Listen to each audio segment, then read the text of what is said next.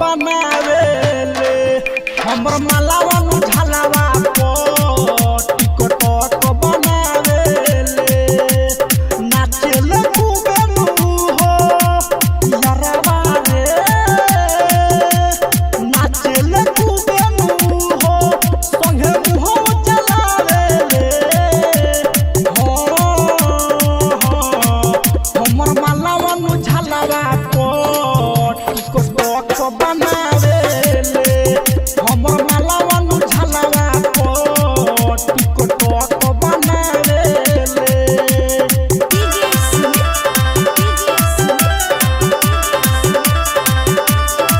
हमर मालावा नु झलवा को टिकटॉक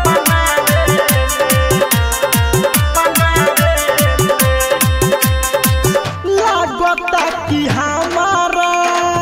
बनी पगले हो दिलावा के साबाका बनी फबरेट हो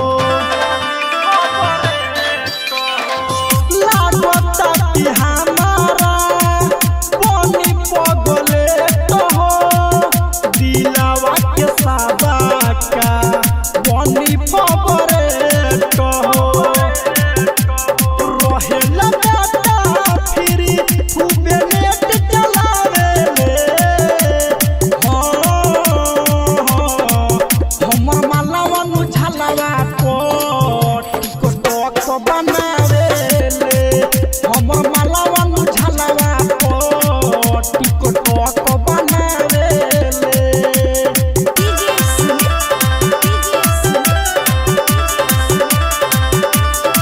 हमर मालावा नु झलवा को टिकटॉक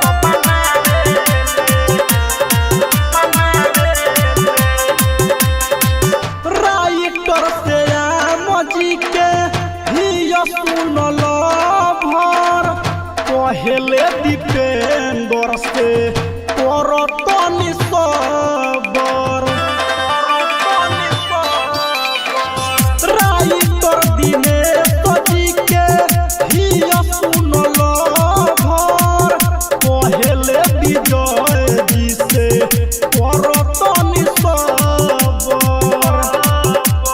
दिलदार सुरेंद्र के संगे फोटो सेल्फी खिंचावेले हमर मालावा नु झलवा को टिकटॉक बनावेले हमर मालावा नु झलवा को टिकटॉक बनावेले जगदम्बा रिकॉर्डिंग स्टूडियो टोकैला चौक।